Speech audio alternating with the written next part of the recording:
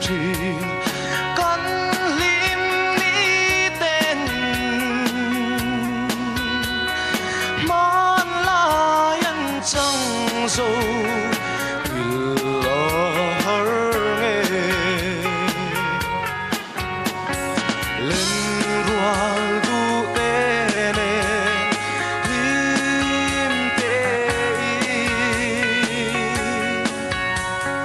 dài tình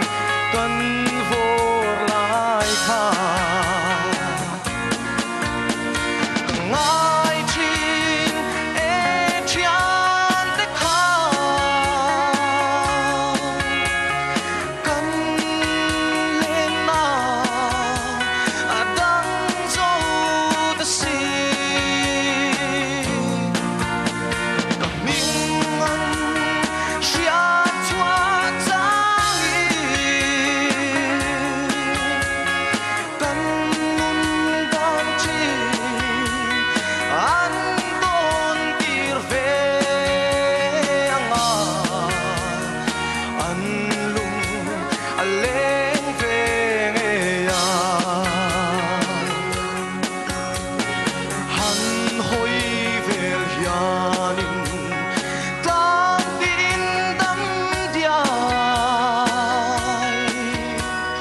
try